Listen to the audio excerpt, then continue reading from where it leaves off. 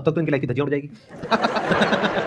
क्योंकि अब ये सारे 18-19 साल के हैं, अगर तब तक इनको समझ आएगा कि ये जो कर रहे हैं उसकी वजह से क्या गड़बड़ होने वाली है, बिल्कुल। ये तो एक बहुत बड़ी प्रॉब्लम हो गई जिसका हमको सॉल्यूशन निकालना होगा। क्या ऐसा कुछ हो सकता है जैसे अभी इनकी एज है मान लो 18-19 साल, इनका जो प्री फ्रंटल कॉर्टेक्स है वो इतना डेवलप हो जाए जितना कि एक 25 साल के आदमी का होता है? क्या ऐसा कोई तरीका है? बहुत सारे लोग हैं. There are so many children who are at 17, 18, 20, 22 are achieving very good things because they have learned to control their limbic system. और वो कैसे होता है? Most important is motivation. हम लोग क्यों कर रहे हैं? पीएफसी कह रहा है कि एग्जाम के लिए पढ़ाई करो. क्यों पढ़ाई करें?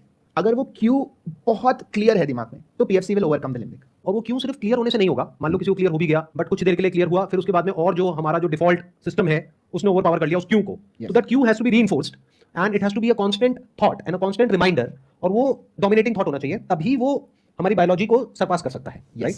दोनों बायोलॉजी है, ऐसा नहीं है कि एक बायोलॉजी और एक नहीं है, बट जो लिम्बिक का क्यू है, द लिम्बिक का मोटिवेशन है, वो 1 बिलियन ईयर से हो रहा है. अगर आपने सुना होगा practice makes man perfect, the limbic has been practising for 1 billion years. आप एग्जाम के लिए प्रैक्टिस कर रहे हो 2 महीने से, क्या कंपटीशन है ये तो हो ही नहीं सकता.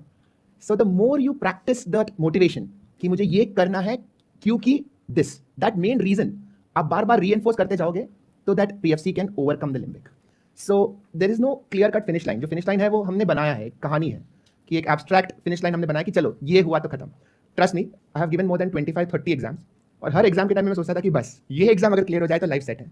बट वो नहीं होता, बिकॉज एग्जाम के बाद you are still struggling. There is a new struggle, there is always a new struggle. But ये उसी को समझ आता है जो उसको अचीव कर लेता है. एग्जैक्टली. हाँ. क्योंकि मैं जब 12th में था, एमबीबीएस फर्स्ट ईयर में था, मुझे लगता था कि ये अगर एग्जाम क्लियर हो जाए तो आई एम डन.